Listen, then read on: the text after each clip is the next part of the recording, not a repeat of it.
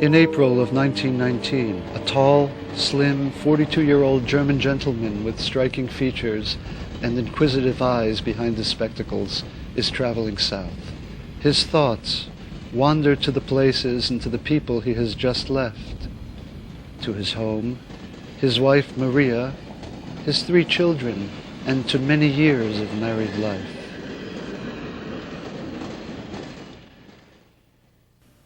My eye sadly leaves the German roof, the German frame of the house, the gables. Tomorrow I will love other roofs, other cottages. I am a nomad, not a farmer. I am an adorer of the unfaithful, the changing, the fantastic. I don't care to secure my love to one bare place on this earth. I have wasted half my life trying to live the life of a peasant. I wanted to be something that I was not. I even wanted to be a poet and a middle-class person at the same time. A long time I have castigated myself before gods and laws which were only idols for me. That was what I did wrong, my anguish, my complicity in the world's pain. Finally, I left the haunted house in Bern in which I had lived for almost 7 years. The parting from Bern, by the way, was not difficult. It had become clear that from now on there was morally only one possibility of existence for me: to put my literary work ahead of everything, to live only for it, and no longer take seriously money troubles or any other consideration.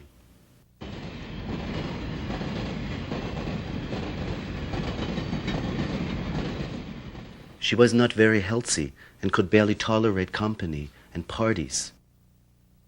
She preferred to remain on her own with flowers and music and maybe a book, enclosed in a strange silence, waiting for someone to call her up and to let the world pursue its own course. Sometimes she was in such a sensitive state that anything alien hurt her and made her cry.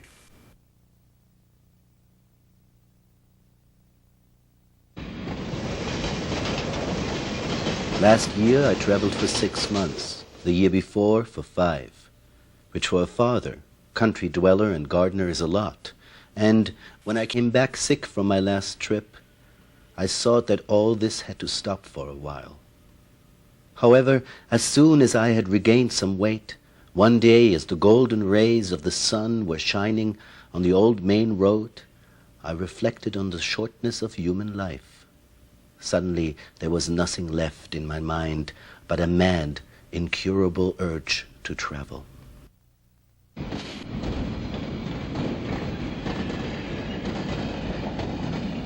In 1919, Hesse was already an acknowledged writer in German-speaking countries. He was only 22 when his first collection of poetry was published. Then, gradually, his prose acquired the explosive energy of a growing self-awareness as he gained freedom from family, social, and religious bonds. His work is that of a man who tries to give meaning to his own existence by writing relentlessly about his most intimate experience. My birth took place at an early hour of the evening on a warm day in July, and it is the temperature of that hour that I have unconsciously loved and sought throughout my life. I was the child of pious parents, whom I loved tenderly, and would have loved even more tenderly if I had not very early been introduced to the 4th commandment. Unfortunately, the commandments have always had a disastrous effect on me. All I needed was to hear "thou shalt," and everything in me rose up, and I became obdurate. As can be imagined, this peculiarity had a far-reaching and unfortunate effect during my school years. School has destroyed a lot in me, and I know few prominent personalities for whom this was not so. At school, I only learned Latin and the art of lying. For more than 4 years, everything that was attempted with me went wrong. No school would keep me. In no course of instruction did I last for long. Then I became a bookseller in order to finally earn my own bread.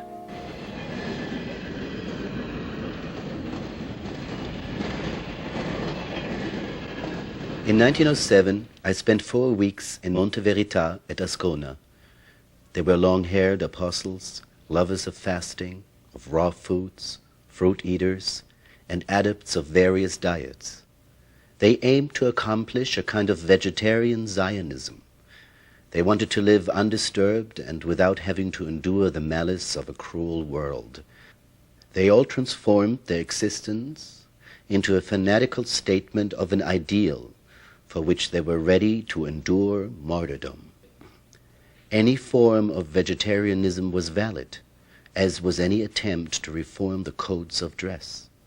Nothing was forbidden except meat and alcohol. Eccentric exiles flocked from every part of the world. They brought along only one sin, their hatred for work.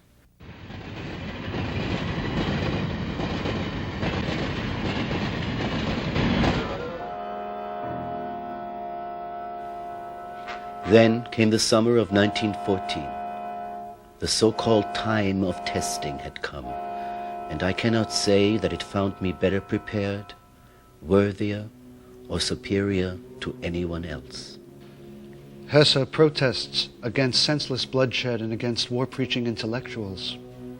He dedicates his time to prisoners and internees, sending over 500,000 books, novels, essays, textbooks, and dictionaries to POW camps in 3 years.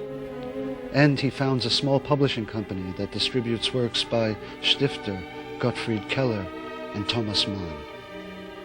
He also edits a weekly paper for German prisoners in France.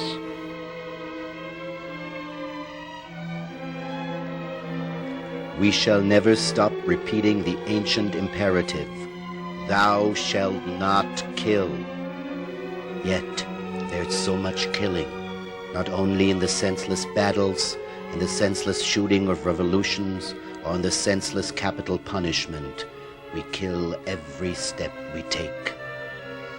We kill when we close our eyes in the face of poverty, need, or shame. We kill when we let old-fashioned institutions subsist in society, in the state, in education and religion, feigning to approve them instead of resolutely turning our back on them. One can kill not only the present, but also the future. We need to progress from being beasts to being humans.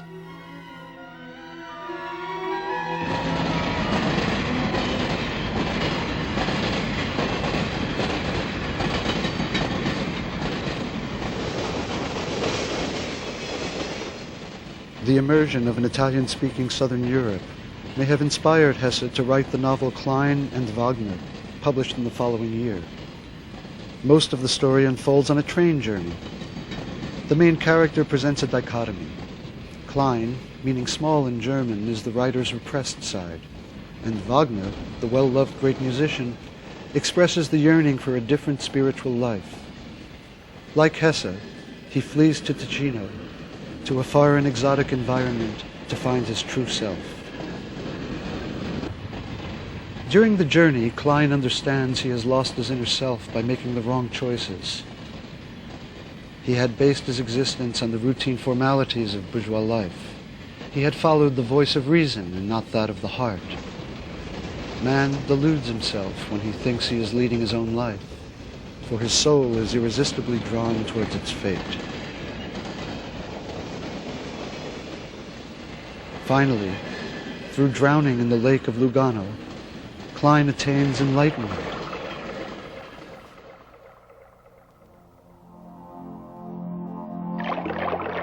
The one thing you dreaded, letting yourself fall, taking the step into uncertainty, the little step beyond all the securities that existed. And whoever had once surrendered himself one single time, whoever had entrusted himself to fate, was liberated. It was blissful to live. It was blissful to die. No magic ever interrupted the eternal chain of births, the endless succession of God's breath. But there was another kind of peace, to be found within your own self. Its name was, let yourself fall. Do not fight back. Die gladly. Live gladly. Once his own Klein side had drowned, Hesse starts to live. In the house called Casa Camuzzi in Montagnola, the most productive season of the writer's life, Klingsor's summer begins.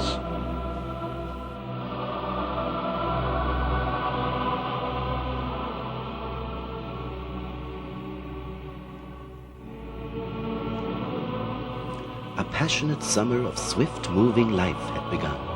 The hot days, long as they were, flared up and away like burning streamers. The brief, sultry, moonlit nights were followed by brief, sultry, rainy nights. Swift as dreams crowded with images, the glittering weeks moved feverishly on.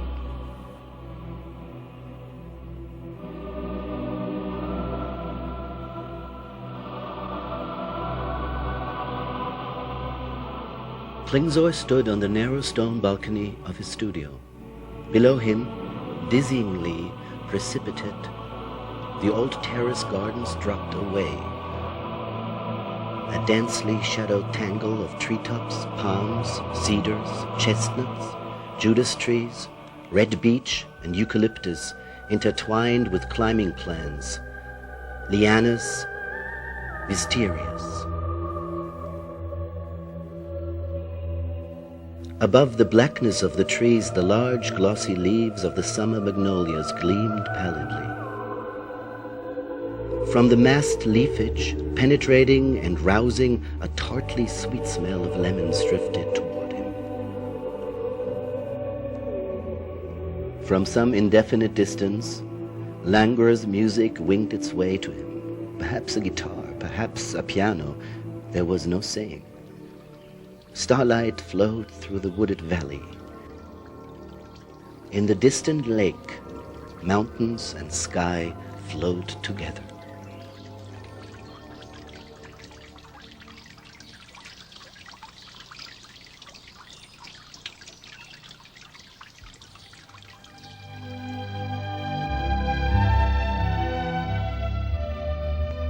And so I have lived for the last 12 years in Casa Camuzzi.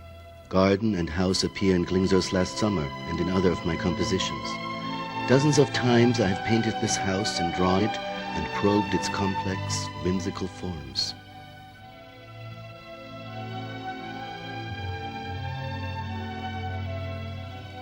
I owned none of it whatever, nor did I have the whole house, but rented only a small apartment of 4 rooms. I was no longer lord of the manor, father of a family with house and children and servants, who calls to his dog and cultivates his garden. I was now a little penniless literary man, a threadbare and rather dubious stranger who lived on milk and rice and macaroni, who wore his old suits till they were threadbare, and in the fall brought home his supper of chestnuts from the forest. But the experiment, which was the point of it, succeeded. It was like waking from a nightmare that had lasted for years. I inhaled freedom, the air, the sun. I had solitude and my work. I have seldom experienced such a summer, so intense, so ardent, so fascinating and radiant that it swept me away, pervading me like a full-bodied wine. I was no longer shipwrecked. Once again, I had pulled myself together.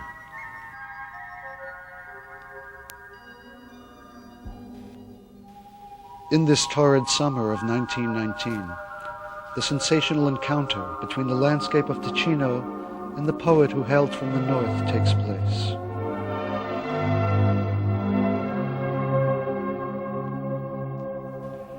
Hesse roams around the villages and the forests of chestnut trees. It was the time when, to quote Klingsor, 1,000 undrunk glasses were spilled, 1,000 unseen loving looks shattered, 1,000 irrecoverable images extinguished. It was a time of artistic enlightenment, of intuition, and metamorphosis.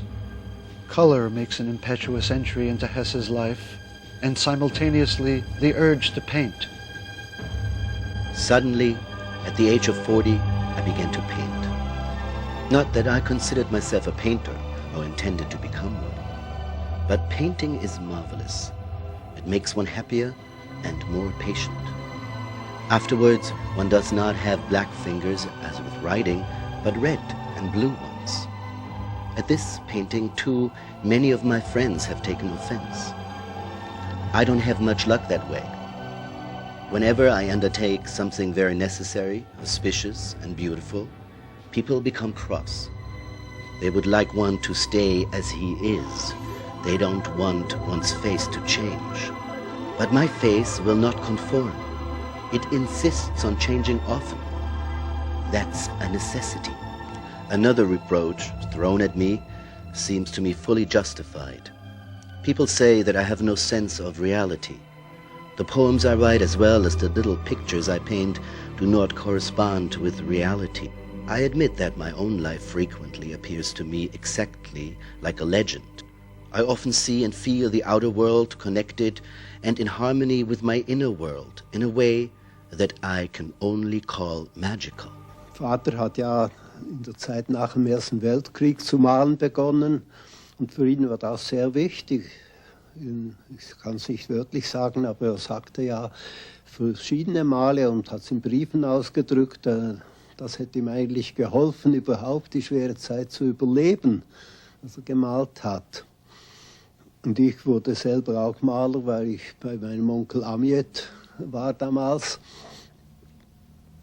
Und so in der Zeit von 1920 bis 1931 habe ich den Vater jedes Jahr mindestens einmal besucht in Montagnola. Und da gingen wir sehr oft miteinander malen, manchmal den ganzen Tag über.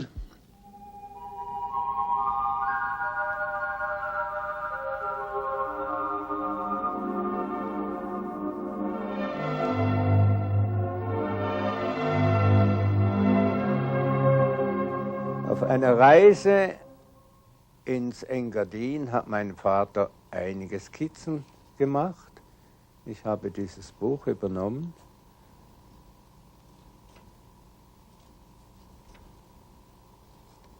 Und dann ist er vom Engadin aus ins Tessin gefahren. Und im Tessin, das weiß ich wieder aus einem Brief, hat es dauernd geregnet, tagelang, und er hat also hier begonnen mit Selbstporträt. Hat sich gemalt, Hut, Mantel, Stock, Schuhe, wiederum ein Selbstporträt, noch eines wieder so, ziemlich ähnlich.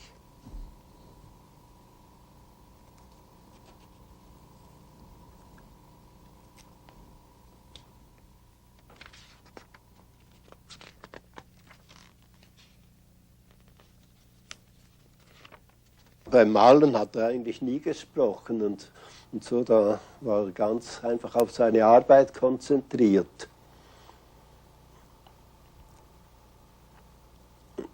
Und ich erinnere mich gut, also mehrmals natürlich war zum Beispiel war gerade die Schule aus, die Schulkinder kamen heim und natürlich war sofort eine Schar Kinder drumherum, haben dazu geschaut und so, und das hat Vater immer sehr gestört. Und das mochte er gar nicht.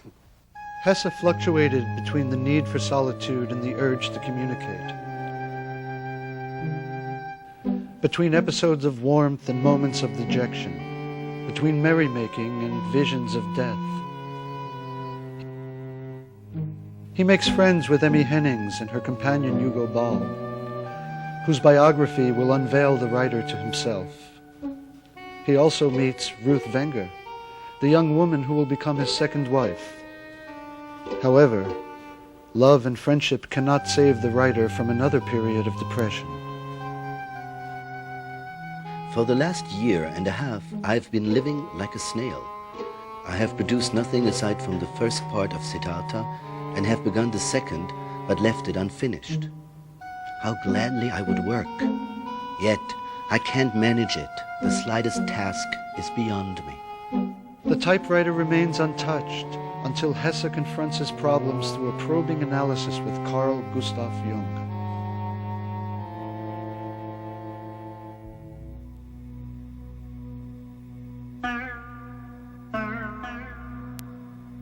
Siddhartha, like Hesse himself and like most of the characters in his books, is a seeker, one who is not satisfied with the superficial, but who wants to understand who he is and the meaning of his relationship to the world.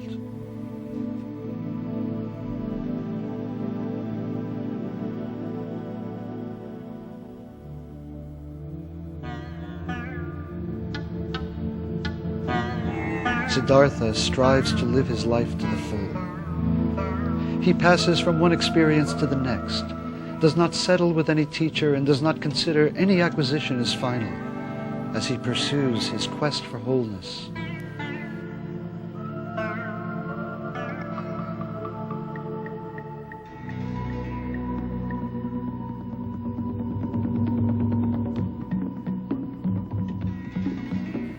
Finally, Siddhartha learns to remain motionless and to listen to the river of life. The whole universe surrenders to a quiet mind. The unity I venerate above multiplicity is not a boring, grey unity of a cerebral, theoretical kind. It is life itself, full of joy, full of pain, and of laughter. An illustration of it may be found in the dance of the god Shiva, a dance which destroys the world. Unity is yours whenever, regardless of time, space, knowledge, or ignorance, you abandon conventions and decide to belong with love and devotion to all divinities, to all of humanity, to all kind of world. Dear friends, I shall not leave this place. I'll neither go back to Munich nor to Berlin. For the wind of history and fate blows also here in Montagnola. In the 30s, and up to the end of the Second World War, Montagnola and Hesse's Red House are a stopping place for countless anti-fascist scholars who have been forced to leave Germany for political and racial reasons. The first of them is Heinrich Wiegand, editor of the workers' cultural magazine Kulturweile. Then comes Bertolt Brecht, Kurt Kleber, and Bernhard von Brentano, the writer Stefan Zweig. And Peter Weiss, who like many others also benefits from Hesse's financial support. In his letters and diaries, Thomas Mann mentions the importance of his conversations with Hesse in his new state of exile. As for Hesse, he has already foreseen at the beginning of the 20s the turn of events and politics in Germany.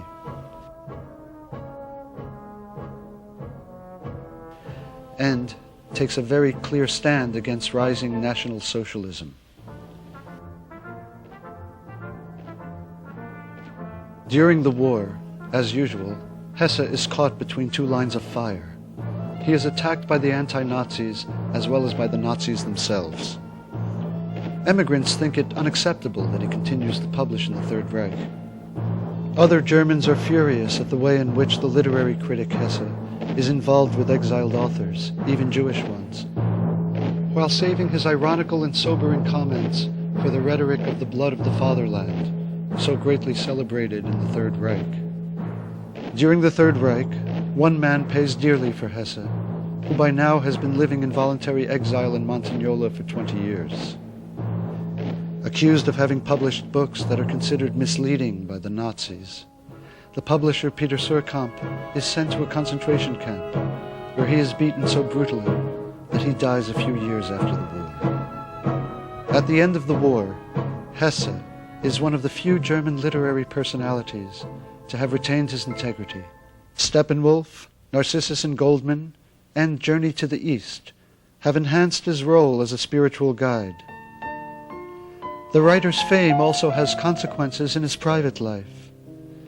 These pictures, taken by his friend Arthur Stoll, show Hesse in excellent health and free for once from the burden of ever-increasing correspondence. During his life, he personally answered 35,000 letters.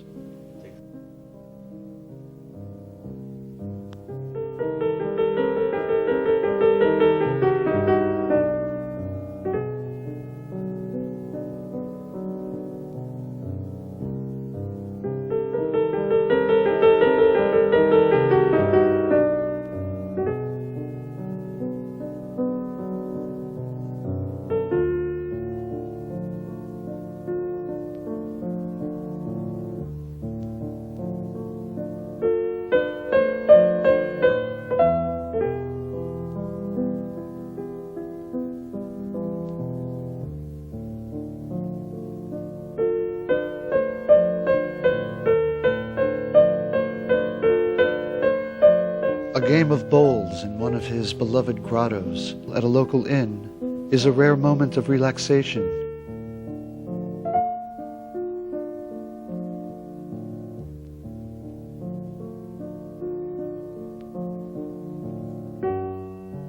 When the flow of curious visitors who want to see the guru of Montagnola becomes unbearable, a peremptory sign is put up on the gate to Hesse's house.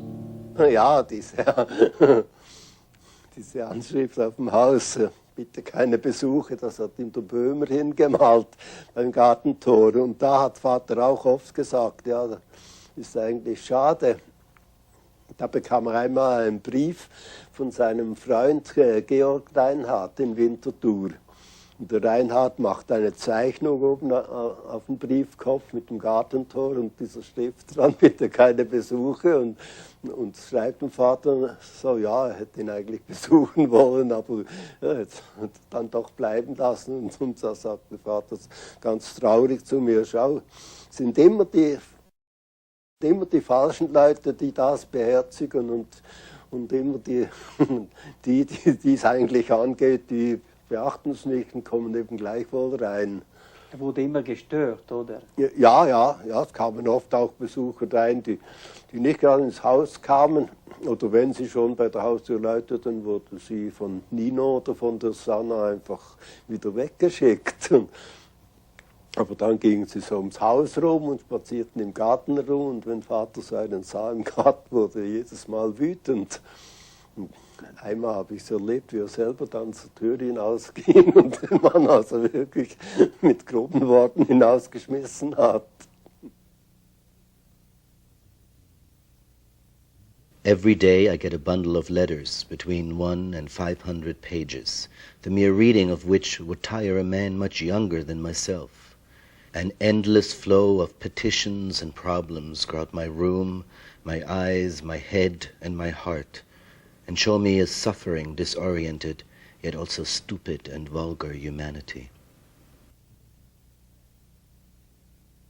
Er hat öfter gesagt, ja, das ist wirklich eine schwere Last, die auf mir liegt mit den Briefen, aber andererseits war es ihm doch auch ja, irgendwie ein Bedürfnis, die vielen Briefe zu bekommen und auch zu beantworten. Er sagte zu mir auch, ja, manchmal möchte ich gern an meiner Sache etwas schreiben und so, aber die Zeit reicht kaum dazu. Fast den ganzen Tag habe ich eben Briefe zu schreiben. Warum leistet er nach Ihrer Meinung diese Art Sozialarbeit? Ja, er fühlte sich einfach, sagt er, als Schriftsteller, wenn man schon einigermaßen bekannt ist als Schriftsteller und so, ist man einfach verpflichtet, sich auch um die Welt zu bekümmern, um die politische Lage und alles und sich dazu zu äußern. Und das hat er sehr, sehr ernst genommen.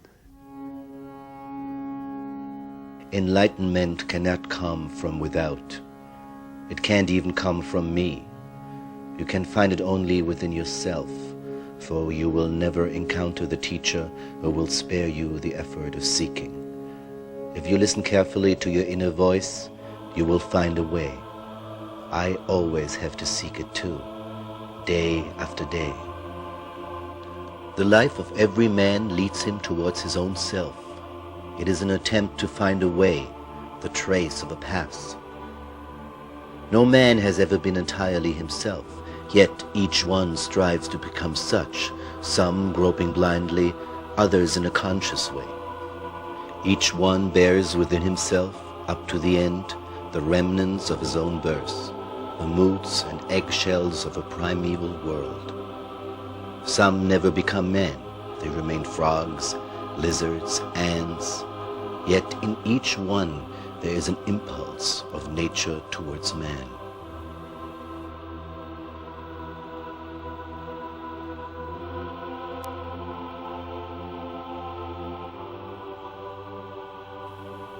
We all have common origins.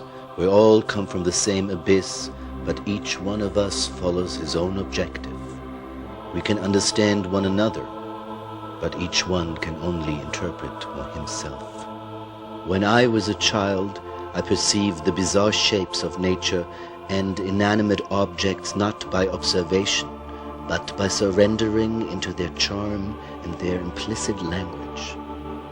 Cracks in glass, oil stains floating on water, surfacing roots of trees, colored veins in stone. I was enraptured by all of them.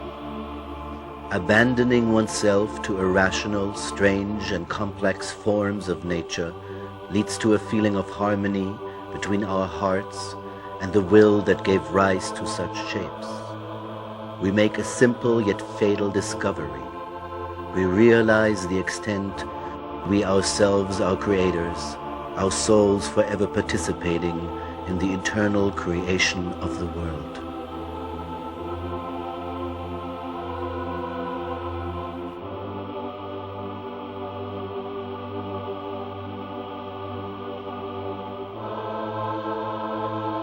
We always over-confine our personality, yet each one of us consists of the whole world, as our bodies contain the genealogical tree of evolution way back up to the fish, and earlier still, so we keep in our souls everything that humanity has ever experienced. All the gods and devils that have ever existed are within us as possible realities, as desires, and as escape routes.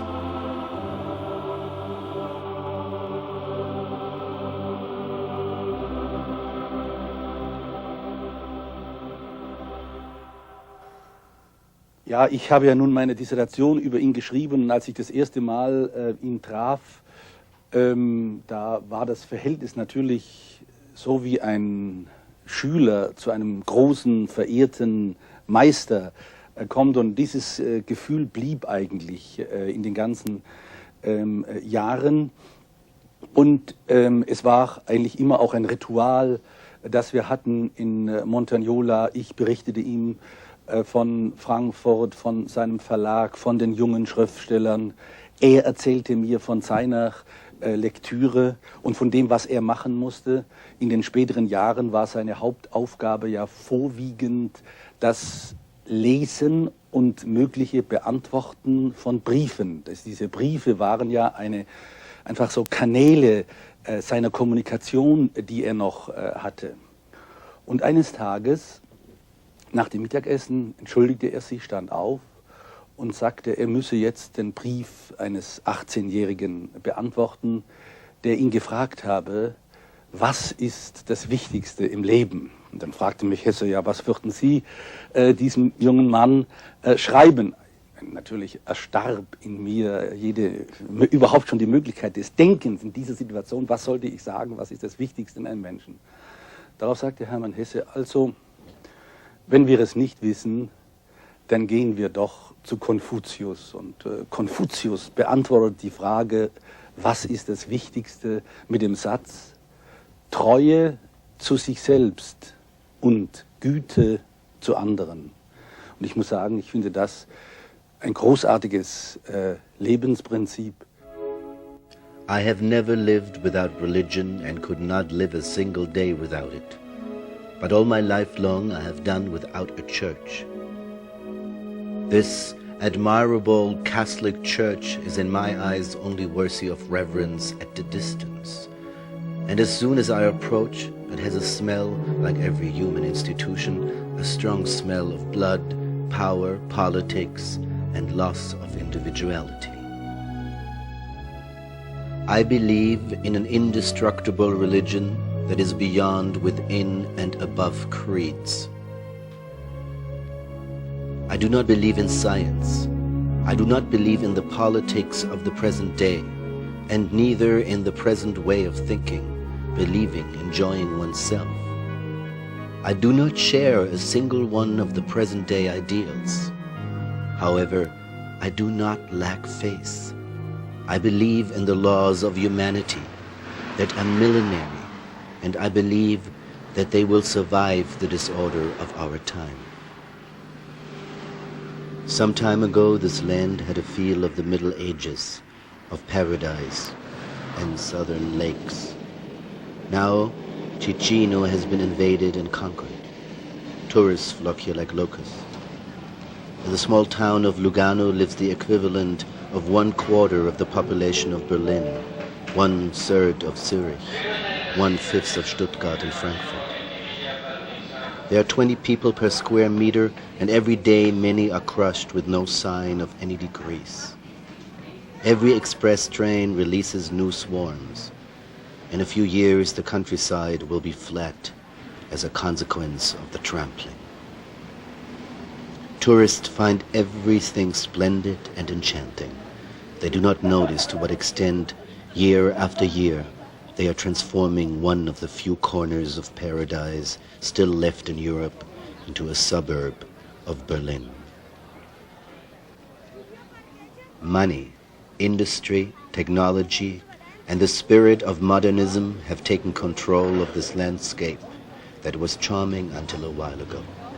We, the old friends, connoisseurs, and discoverers of this land, are now included in the troublesome and old-fashioned elements that are either put aside or destroyed.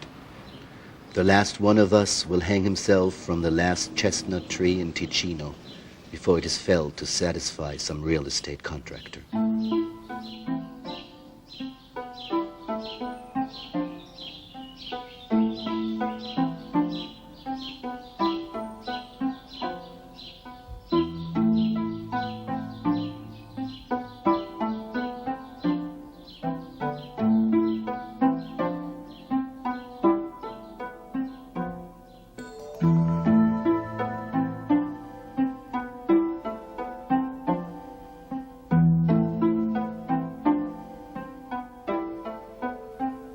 I'm not very worthy as a painter, being just an amateur.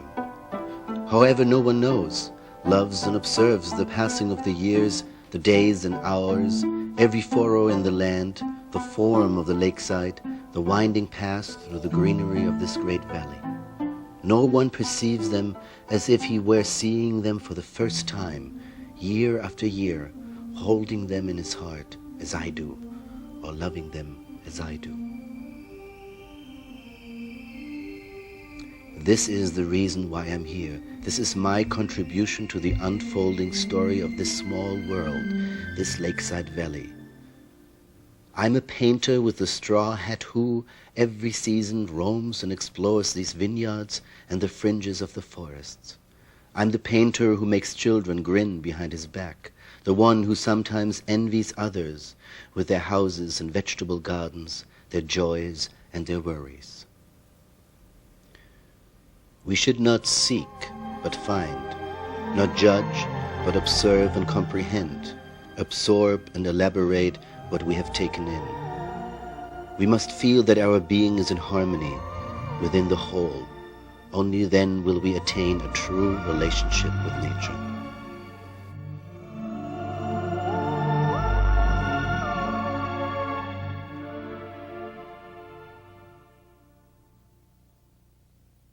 I am not a leader and do not speak to the masses. I always address only the individual and his conscience. To young people I would like to say, mature and become aware of your responsibilities before attempting to change the world. As more individuals learn how to regard with tranquility and a spirit of criticism the world's great stage, so the dangers of mass stupidity and above all war will be reduced.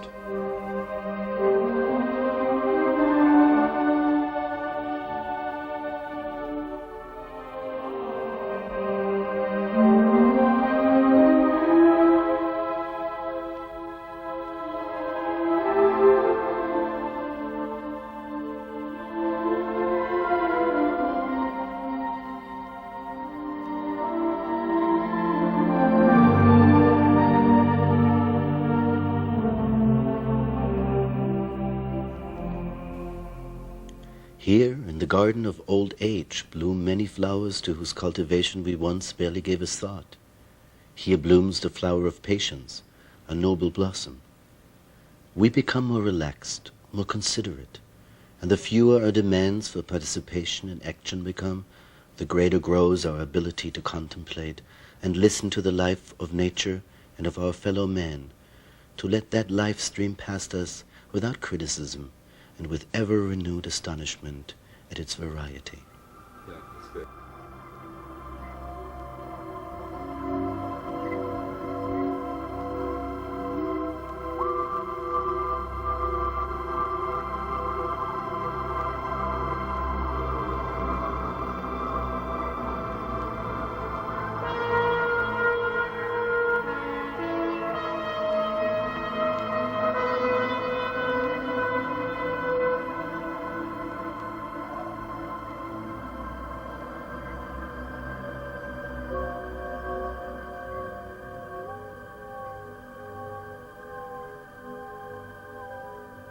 Intellectual knowledge is just paper. Reading in an absent-minded, distracted way is exactly like walking through beautiful countryside with your eyes closed. We should not read in order to forget ourselves and our daily lives, but on the contrary, to take control of it again, with a firm hand, with greater awareness and maturity.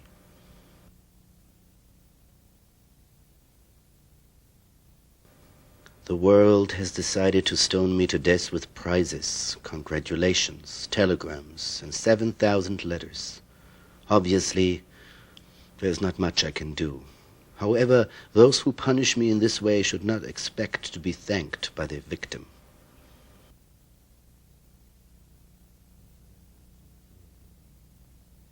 Reading fills my day.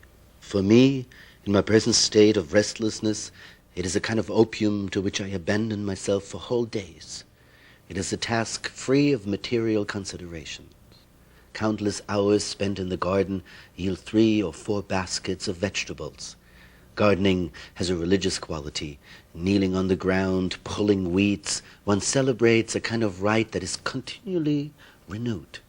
Once I have finished clearing 3 or 4 flower beds, the first one is already thick with weeds again.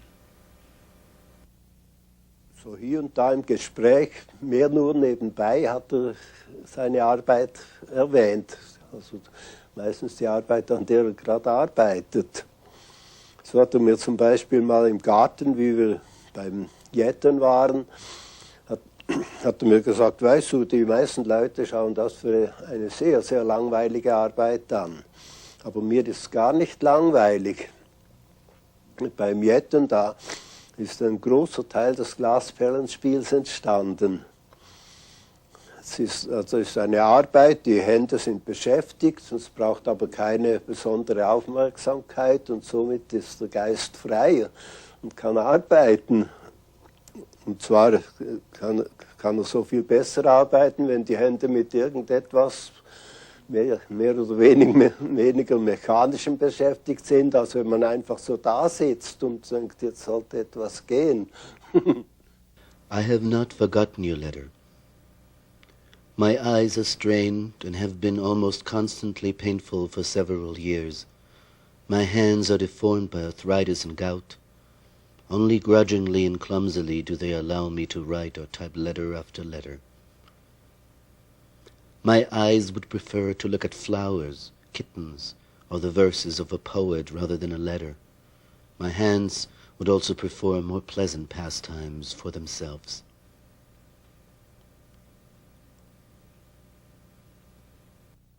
Age and sclerosis are advancing. Sometimes blood does not flow properly up to my brain. However, these problems also have a positive side.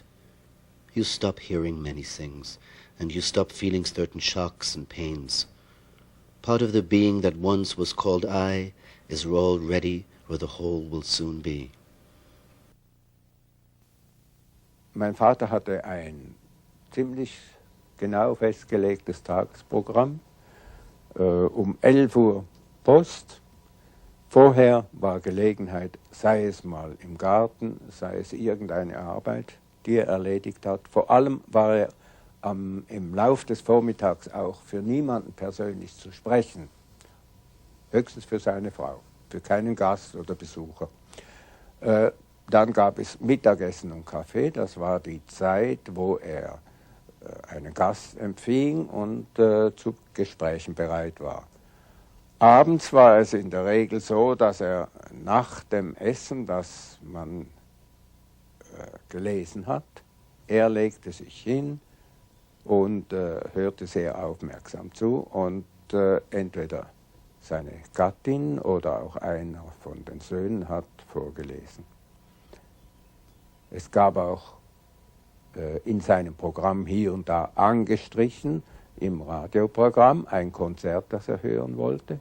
Je nachdem, in welche Tageszeit es fiel, konnte der Gast oder Besuch oder Sohn, wer da war, konnte mithören. One must be reconciled with old age and everything it brings with it. One must say yes to it. Without this yea, without submission to what nature demands of us, the worth and meaning of our days, whether we are old or young, are lost and we betray life. We demand that life should have meaning, but life has precisely the meaning that we wish to bestow on it. Life acquires meaning only through love. The more we are capable of love and dedication, the more our lives will be rich with meaning. Every kind of love and sharing enriches us, while every effort to possess material goods and power deprives us of strength and leaves us poorer. Oh, wisdom is all so simple. It has been expressed and stated so long ago. Why does it belong to us only in part? Why only on good days and not always?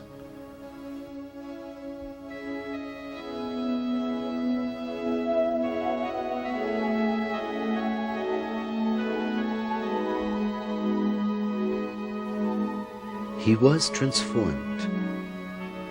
This time he had attained the right metamorphosis, the eternal metamorphosis, because what had been half had become whole. He could transform himself from one moment to the next, whenever and however he wanted. A magical current ebbed and flowed in his blood, and he became part of the eternal process of creation that constantly renews itself. He turned into a stag, a fish, a man and a snake, a cloud and a bird. In every form he was both one and a pair. He had within himself the sun and the moon, male and female. He flowed like twin currents through the land. He shone like a double star in the sky.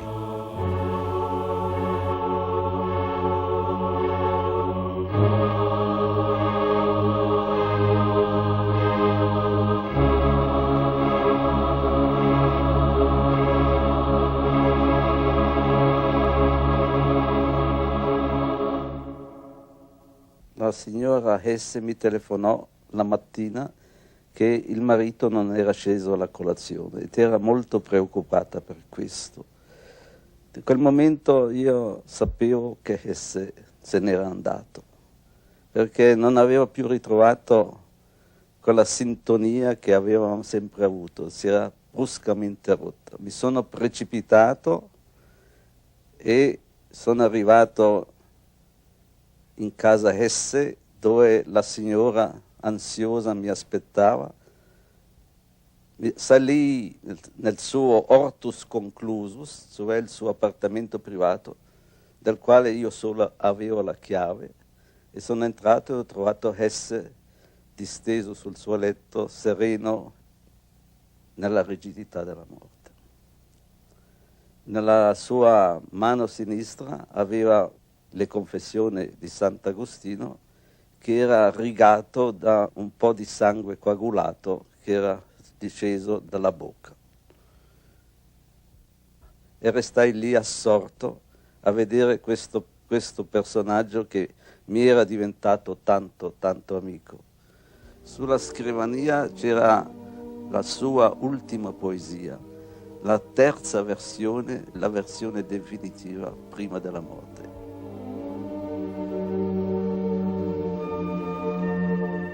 A branch, broken and split, dangling year after year, creaking its song to the wind with neither leaves nor bark, bare, wan, worn out by a long life and a long death. Its song echoes, cracking and persistent. Stubbornly, it resounds with secret anguish for yet another summer, yet another winter.